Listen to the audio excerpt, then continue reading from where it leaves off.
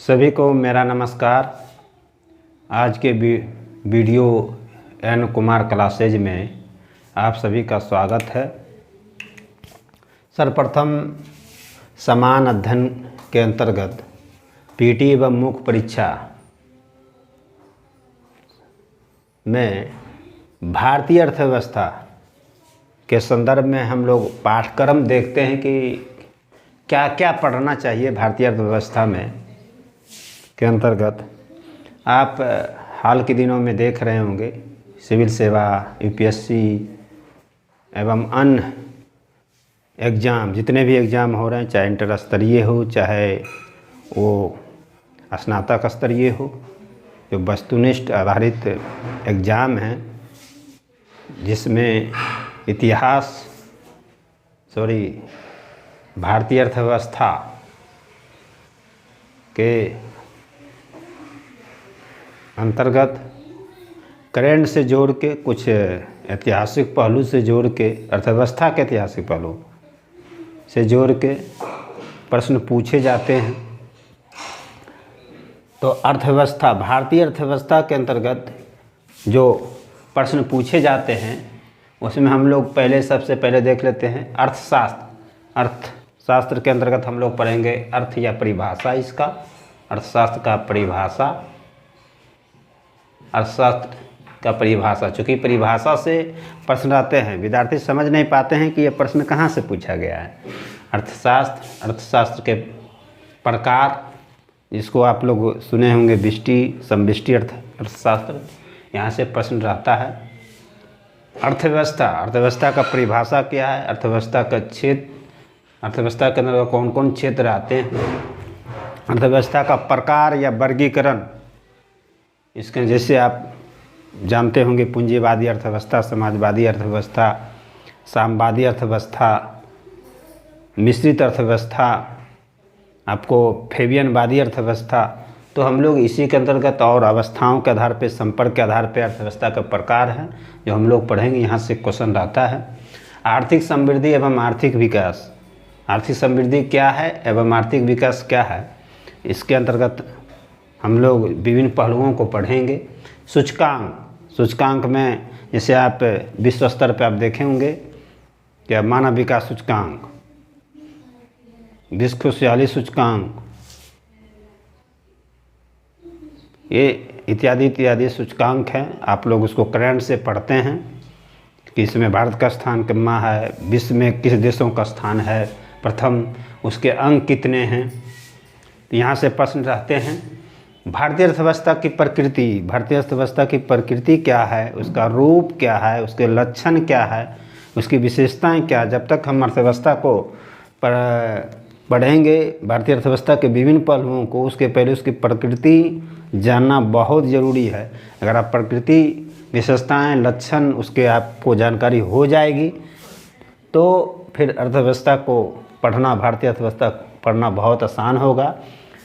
उसके बाद हम लोग कृषि क्षेत्र पढ़ेंगे। भारतीय कृषि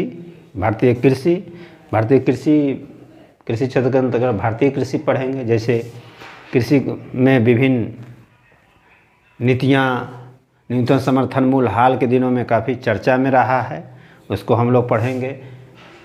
औद्योगिक क्षेत्र, उद्योग धंधे, भारत में जितने भी उद्योग धंधे हैं, मिनी रत्न, नवरत्न, महारत्न, सार्वजनिक उपक्रम, सारे इसके अंतर्गत आएंगे। भारत का सेवा क्षेत्र पढ़ेंगे हम लोग। मुद्रा बाजार एवं बैंकिंग प्रणाली। मुद्रा बाजार में मुख्य रूप से आरबीआई को नाम सुने होंगे। आरबीआई बैंकिंग प्रणाली में जितने वाणिज्यिक बैंक है, व्यावसायिक बैंक है, व्यापारिक बैंक है, वो सब हम लोग पढ़ेंगे। मुद्रास्फीति एवं व्यापार चक्र पढ़ेंगे। व्यापार चक्र में भुगतान संतुलन पढ़ेंगे हम लोग। भारत में बीमा और पूंजी बाजार, बीमा क्षेत्र और पूंजी बाजार। राजकोषीय नीति एवं कर संरचना, भारत की राजकोषीय नीति क्या है। उसके बाद कर संरचना, राजकोषीय नीति में हम लोग बजट पढ़ेंगे। कर नीति, प्रत्यक्ष कर और अप्रत्यक्ष कर, राज्य सरकार द्वारा, केंद्र सरकार द्वारा लगाए जाने वाले कर, विभिन्न प्रकार के जो कर हैं। वस्तु एवं सेवा कर, जीएसटी जिसको कहते हैं, इसको हम लोग पढ़ेंगे। भारत का वैदेशिक क्षेत्र, मतलब भारत का व्यापार की नीति जो है, अंतर्राष्ट्रीय बाजार में भारत का व्यापार की नीति क्या है, व्यापार का परिदृश्य क्या है, हम लोग वो सब सारे पहलुओं को पढ़ेंगे। उसके बाद जो आर्थिक सामाजिक समस्याएं अर्थव्यवस्था के पार्ट में भी आता है, वो गरीबी, बेरोजगारी, जनगणना। उसके बाद आर्थिक नियोजन हम लोग पढ़ेंगे। ये ऐतिहासिक रूप से अर्थव्यवस्था के ऐतिहासिक ये पहलू के अंतर्गत आता है। हाल के दिनों में आर्थिक नियोजन जिसको बोलते हैं आर्थिक नियोजन के अंतर्गत योजना आयोग को समाप्त करके नीति आयोग लाया गया है। तो स्वाभाविक है कि नीति आयोग बनाम योजना आयोग पढ़ना होगा,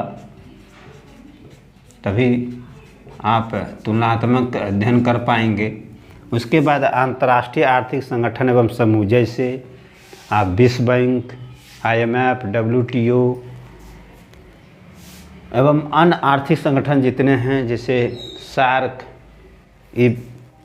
हो गया, द6 हो गया, ये सब आर्थिक संगठन एवं समूह है। उसके बाद हम लोग एक लास्ट पढ़ेंगे विभिन्न योजनाएं एवं कार्यक्रम।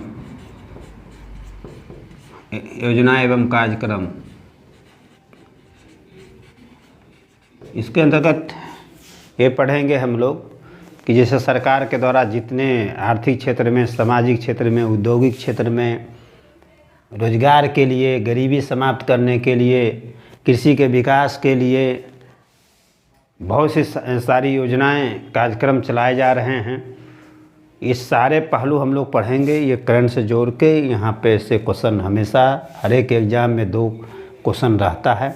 हम लोग जो क्वेश्चन की प्रकृति है भारतीय अर्थव्यवस्था में, वहाँ हमेशा क्वेश्चन ये जो है टॉपिक, ये काफ़ी महत्वपूर्ण टॉपिक है। ये यहाँ से क्वेश्चन रहते हैं। और ये जो कुल मिला के 21 टॉपिक है, इसका सीधा अर्थ है कि भारतीय अर्थव्यवस्था प्रारंभिक परीक्षा के दृष्टिकोण से भारतीय अर्थव्यवस्था मात्र 21 घंटे, 21 टॉपिक 21 घंटे में ये समग्र रूप से समाप्त होगा। रेखागणित के विधि से, सांख्यिकी जिसको बोलते हैं, सांख्यिकी विधि से पढ़ाया जाएगा, विकास के क्रम में से पढ़ाया जाएगा, ताकि आप एक दूसरे से लिंक कर पाएँ, रटने की प्रवृत्ति से बचा जा सके।